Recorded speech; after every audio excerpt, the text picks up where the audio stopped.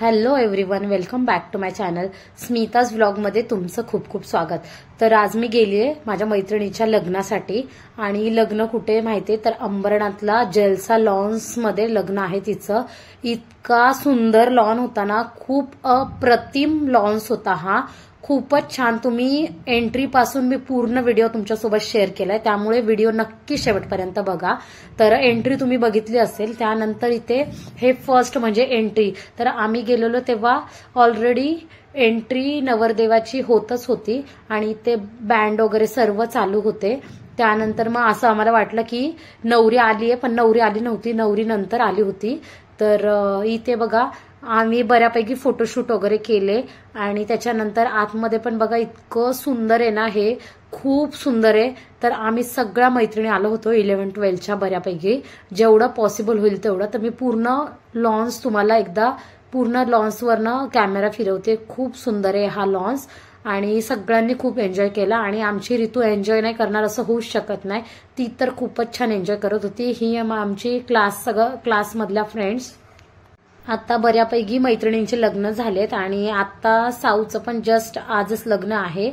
तर लग्न होतं 5:45चं, तर लग्न म्हटलं थोडाफार इकडे तिकडे उशीरच होतो, तर तिचं पण थोडंसं उशिराच लग्न लागलं, पण खूप सुंदर लागलं। आणि इथे 4 ड्रोन फिरत होते, तर ऋतू त्याला एरोप्लेन म्हणून बघत होती आणि त्याच्यामुळे तिने मला इतका त्रास नाही दिला, पण ती अशा कुठे मोठ्या जागी वगैरे जाणार तर ती मस्त खेळते, इतका त्रास नाही देत। आणि स्टार्टर येत होते कंटिन्यू, परत ज्यूस पण येत होते, ज्यूस 4 प्रकारचे होते।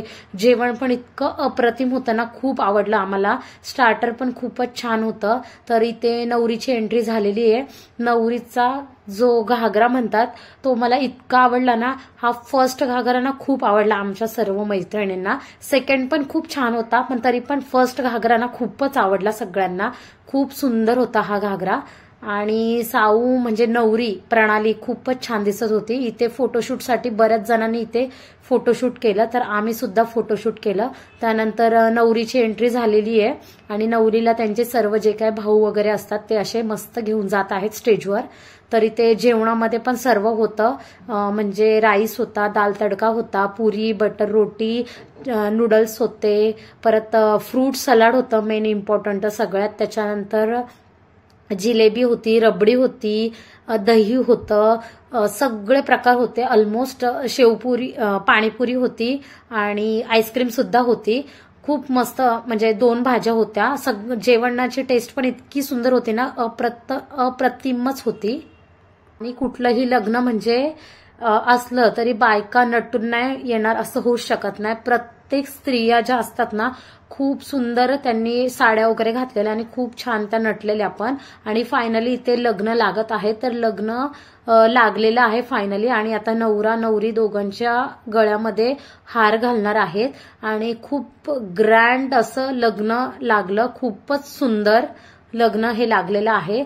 अराउंड मला माझ्या फ्रेंडनी सांगितलं तर ती बोलली 30 लाख एका दिवसाचा खर्च आला। आणि हे फ्रूट सलाड सुद्धा होतं, खूप छान होतं। इथे बऱ्याच जणांनी आस्वाद घेतला फ्रूटचा। तर मी ऋतूला कलिंगड खूप आवडतं, त्यामुळे ऋतूला मी कलिंगडचा एकच पीस घेत होते आणि एकच संपल्यानंतर परत दुसरा घेत होती। तर मला असं वाटतं कोणाचं का लग्न असे ना, तर जास्त अन्न वाया घालवणं योग्य नाही आणि ताटात हवं तेवढं घ्यावं आणि तेवढंच खाऊन परत लागलं तर अजून घ्यावं, पण अन्न वाया घालवणं हे मला तरी योग्य वाटत नाही।